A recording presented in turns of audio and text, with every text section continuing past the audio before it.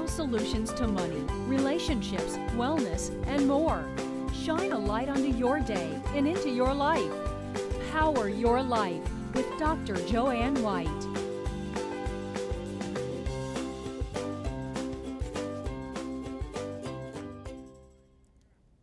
Welcome to Power Your Life. I'm Joanne White, your host. Some of you may recognize my first guest from the popular reality show on Bravo, Real Housewives of New Jersey. Last season, Jacqueline Laurita, one of the original cast members, shared with viewers and with the whole world that her son Nicholas was diagnosed with autism. Jacqueline Laurita joins me now to tell us about her story of struggle, hope, and inspiration. Welcome, Jacqueline. Thank you. My pleasure. So why did you share your story about Nicholas to the whole world? Well, season 4, while he was regressing, at that point we weren't sharing it because we didn't have a diagnosis yet or a treatment in place, and we didn't want people speculating on what my child's issues were until we had the diagnosis. Once we had the diagnosis, I feel like, one, I'm not ashamed of his diagnosis. It's just one piece of who he is. I don't want my child to be ashamed of a diagnosis. And I feel like I need to raise awareness, to educate people, you know, teaching people to be more compassionate of others' idiosyncrasies, you know, help raise money to hopefully there will be a cure for autism one day, you know, and I think it's important to talk about it and not be ashamed of it. So we have a clip from Real Housewives and a clip of Nicholas, and I haven't seen him. And I know this thing with Nick is really, really tough on him. I don't think the stakes get much higher than that. What's up, buddy? I got a surprise for Mommy. Nicholas. Ready? You want a lollipop? Okay, hold on, wait. Mommy, you hold it. Say, Mommy. Mommy. Say, I love you. I love you. It makes you want to cry, too. Yeah. It's a very emotional experience. Well, because before he started regressing, he used to say, I love you. Right. When he regressed, he lost that ability. He didn't use his words anymore. Oh, it's looking emotional when I look at that. It was the first time he said, I love you again. And right, and it really it gave me hope. It opened your heart. You know, I said, if he can do that, he is capable of accomplishing so much more. And that gave me hope to just keep, you know, persevering, just keep going with him, because that was an amazing accomplishment for him. Do you know why he was regressing at the time? Do you have any clue? No. He, you know, seemed to be developing typically, and then somewhere between 18.5 months to 2.5 years is when he slowly, he stopped using his words, he quit singing songs, he quit using utensils, he wouldn't answer to his name, he wouldn't follow a simple command, he wouldn't follow my finger if I pointed to an object. And at first you sort of think, oh, maybe he's just bored with that activity and he's just on to something different, and you kind of dismiss a lot of things in the beginning, and it's hard to accept that there could be something more serious going on. You kind of tend to, you know, maybe, you know, at first, and then it just, you know, your gut. So that's when you got the diagnosis, too. Right. Right. What is your message to families with children with autism? You know what? You learn so much from your child, and never give up hope. Don't give up on your child. They will surprise you all the time. You learn to really appreciate any and all accomplishments that your child makes, because you'll see how hard they work for those accomplishments, and it is possible. Things that you think that aren't possible become possible, and it really gives you hope. And the autism community I found to be extremely supportive. You really need to network within the autism community, because you'll find lots of support from others, resources, information, and just if you see something working for one child and it doesn't work for your child, try something else. So there's a way to really share what's going on with families, and also support for your child. Yes. So what specifically I know Nicholas has taught you so much, but what do you recall right now that he's taught you that you want to share with us? Just, you know, patience, and just not to give up. It makes you put everything into perspective. Things that were so silly before. I had a hard time focusing on season 4 and season 5 of the show because, you know, arguments about, you know, she's copying my eyeshadow and my skirt is just not, you know, it's so important in the world. So you when get you're right, focusing right. on other things. And I just think that, you know, it's just love and compassion, and you really learn not to take for granted things that parents of typical kids often take for granted. You know, saying hello, goodbye, you know. Right, but just even take it for granted anything in your life, so it makes you appreciate so much more. And something you said is also important, the little steps, to be able to appreciate every little achievement. Now you're coming out with this book, Defy Expectations, you and your husband are writing it. What's the message in the book, and what do you want people to know from it? I know it's not done yet, but, but you're working on it. That's okay. Yeah, you know, it's basically sharing our journey, what was going on in our lives at the time during the journey, and just defying expectations. Just anything doctors tell you, or you'll hear a lot from other people, what's expected or what they think will be expected of your child, or even yourself. Just always defy expectations. You can always do more than you think you can. They can always do more than you think they can, and just, you know, go for it. Just keep believing. Right, if you keep believing. And we were talking earlier about you know your child. There can be all these experts out there, but you know your child. You go, people, even when you get the diagnosis, I mean, your pediatrician sees your child 10 minutes every so many months, but you're around your children all the time. You know, trust your instincts, trust your gut, because you see them all the time. You know if it's a good day or a bad day or what your child's doing on a whole. And just, I always say to keep up with the Childstone checklist. And so trust your instincts. Trust your instincts, okay, definitely. Thank you so much. Don't go anywhere. When we return, Linda Kuepper from the Autism Cares Foundation shares with us the important work the foundation is doing to support families who live with autism every single day.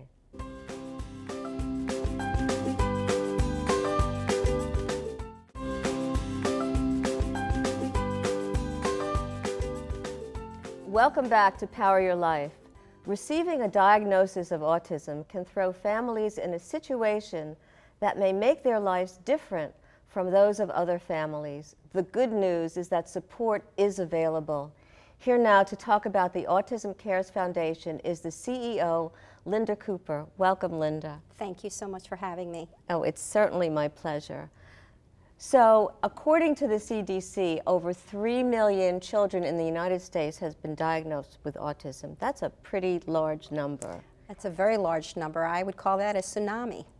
Right. So, your organization came about, why? Why did you develop it? Well, we developed the Autism Cares Foundation for our son, Michael. How old is Michael now? Michael now is 15. He'll be 16 next month. So, what happened? Why did you develop it? Well, we developed the foundation due to the different world that Michael had than my other son. I have another beautiful son. He's in college right now and doing fantastic, and we're very proud of him. We found out that through the years, their world was very different. Frankie would come home from school. He would have so many buddies coming around, and they couldn't wait to get downstairs and play those video games and interact and just enjoy. You can hear him laugh and having a great time. Frankie got invited to birthday parties. Michael's world was very different. Michael came home from school, and of course he had therapy, so there were people in and out of the homes teaching Michael speech, occupational therapies, and all of that. But one thing that he was missing from his life, where's that social piece? So he didn't have the friends, he didn't connect the same way that your older son did? No, he didn't. Okay, so what does your foundation do that fills that gap, that void for Michael? Sure. Well, we thought, again, to help Michael, help our own son, but why don't we help hundreds of other children and families who are going through the same thing that we're going through? And they really need that social piece. They want to laugh. They want to have friends. They want to do what their peers can do. If they want to go bowling, well, let's bring them bowling. So what do you set up events and activities for the kids, for the families? How does it work? Yes, we do, actually. We provide activities, events for individuals with autism. And these events range from monthly Bounce You events, where it's those big, large apparatuses that they have in the backyard, and see all these kids flying, and they can be a little scary, but they have a ball. This is something that we do on a monthly basis. We developed a fitness program. Every Thursday night, we have a fitness program. We do friendly sensory movies. We do bowling. What's a friendly sensory movie? Well, a lot of these beautiful children have sensory issues, hearing. Right. If the lights, fluorescent lights can bother them, if the sound is very loud, it can bother them. So they're very extra sensitive to Yes. sensory, outside sensory paraphernalia or Yes. awareness, whatever. Yes, they Okay. are. So what we do is we tone down the lights a little bit and the sound, and they get to enjoy a movie. We just had a movie. We went to see Frozen, and we just saw another movie. Oh gosh, I forgot the movie already. So how But is anyway. so how is Michael now? Michael's doing fairly well. He has a social life. He has friends. They love him, and we love these families. They're our extended family. Right. There's hope for them because when they come to an Autism Cares Foundation event, like we run a prom. Our oldest prom was 37 years old. She'd never been to a prom before. She looked beautiful. And they walked in, and they had the smiles on their face. Oh, that told the story. The energy, the fun, the families come out and they see their daughter or their son or their grandchildren dressed so beautifully for the nines, having a dinner and taking pictures. That's what it's about. It's that social piece that they need so much. And experiences that they never had before, Exactly. they're suddenly having them. Now, you have Exactly. goals for your foundation. What are some of your future goals? Well, yes, we do. And as we continue to do these wonderful activities and events, and since our inception, we provided 500 free activities and events for individuals with autism. How do you do that? A lot of volunteers, a lot of hard work, and a lot of support. That is our passion. We love what we do. We bring everybody together, and it is hard. It truly is, but the reward is greater. The reward is greater. So we rely a lot, and it's free of charge. Right. So we rely on our funding. We have two major funding events that You have one in May. we I'm have one actually in going May. to be Exactly. attending. I'm excited about to be. And so we have our race that's coming up on November 8th. It's a family run and walk and Autism Expo. And then we have our gala, which is on Friday, May 8th. And those fundraisers really help us to provide these activities free of charge. And so where do you get the support from people, from not just from families with kids with autism, but? Our community is very supportive. Okay. We're very blessed to have wonderful families and friends. We have corporations that support us. Let's talk about the community a little bit. How do you Yes. introduce Michael and other children with autism into the community? And we only have a minute, so we'll finish later on. Okay. What we do is we take an event, and how I bring the community is I look for volunteers. So I get high school students involved. I get the community, the college students involved. The merchants are involved. So that's how we go out and we get them all involved. Well, to enrich their lives today for a brighter tomorrow. Well, you're also building leaders from those people that are being very Exactly. much involved. Exactly. Linda Kuepper, you're doing an incredible job. Thank you so much. Thank you. Stay tuned with more on autism as Linda Kuepper from Autism Cares Foundation joins Real Housewives of New Jersey star Jacqueline Laurita and me.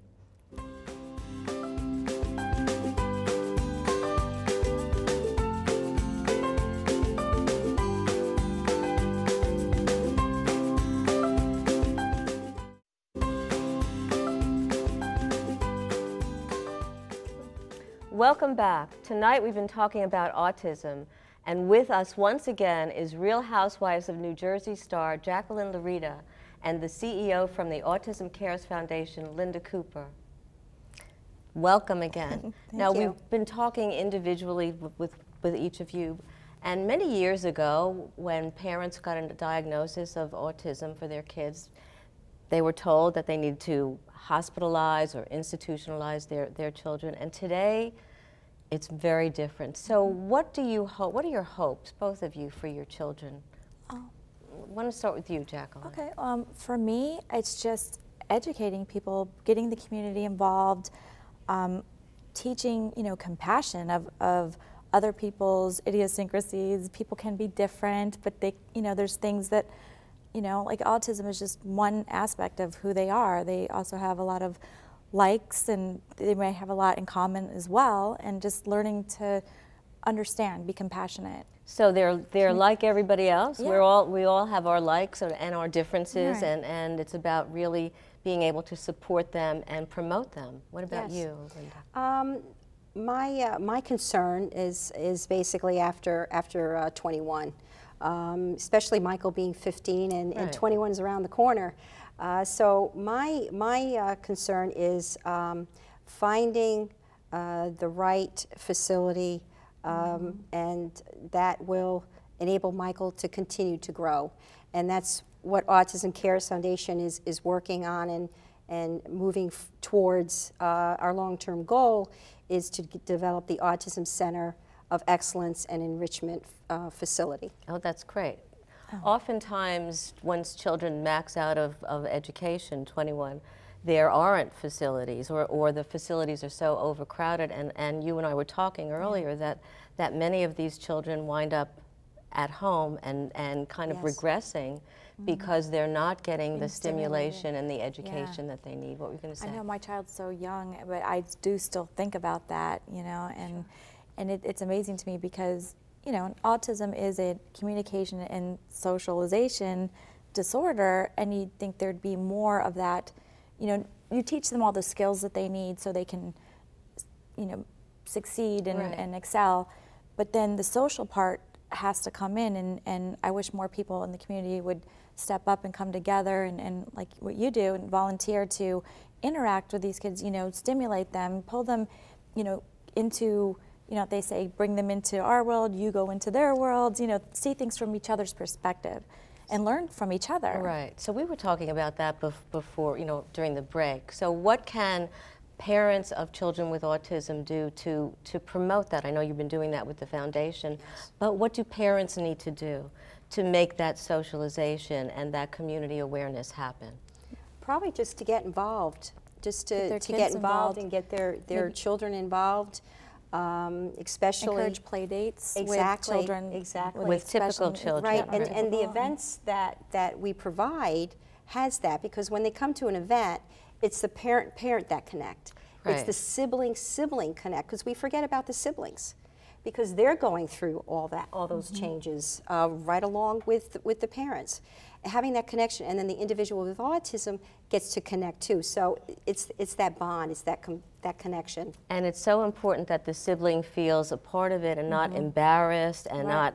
not feeling neglected in some way, but really That that he or one-on-one she time is important Right. So also. what's your message to? We talked earlier when you were on. What's your message about the message to parents with children with autism? But what's your message to typical parents? Let's start with you. Well, don't take anything for granted. Like the baby steps that I see all the time bring us so much joy, and you learn to appreciate the little things that they do, because you realize how hard they work for those things. And if you have a typical child, don't take those things for granted. Maybe encourage your child to be compassionate towards someone who may be different in some way. Different doesn't mean bad. Different is just different. Different's different. And that's okay. And just tell them to invite a child over, or even a hello, or don't bully, don't if they see their child is bullying another child, then if I was that parent, I would take that child and bring them to my house, or have my child go to their house and see what a day in the life of Right. what that child goes through, and maybe they'll learn to be a little more compassionate about it. And What's your message, Linda? I think my message would be get their children involved. Now a lot of schools have link hours. get them involved in the community. See what it's like. Connect with them. If they don't want to connect them in a home environment, well, it's even like the activities that we do. A lot of them connect through events. Right, and we were talking about friendship circles to invite children, typical child, and autistic children together to learn how to play. After-school social groups like that. Right, exactly. Right. That's what's important. Teach them compassion, understanding, and patience, and they have feelings. And they're brilliant. They are. You can learn something from They them. are amazing. They're amazing. Right. And they keep testing us every day. And that's why I asked you earlier, what have you learned from your son? Because it just keeps going. But before I continue, I've been looking at this BLK, this mineral-infused water. Jacqueline, you want to tell us about this? Little elevator pitch. Real fast here. 77 trace minerals, electrolytes, antioxidants, and natural. It's black because no of the carbs, minerals. No calories, no sugar. It's black because of the sugar, minerals. and not it going to stain tastes your just teeth. like water. It tastes like water, and there's flavors now. And I get to take one home. Thank you so much. Thank you so much, Linda and Jacqueline. You've been wonderful, and your message to everyone is really important. Power Your Life returns in a moment.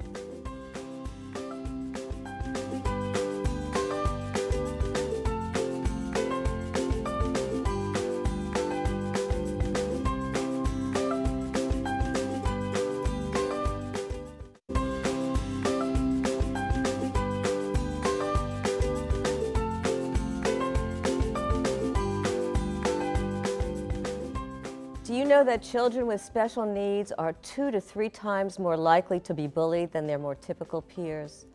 A recent nationwide poll of parents found that 63% of kids with autism have been bullied. 63%. What's our role? I believe in my heart that to be bully-free, we all must take a stand and be accountable. We need to stamp out bullying in our schools, in our communities, our homes, and at work. And we also need to lend a voice, lend your voice to be heard.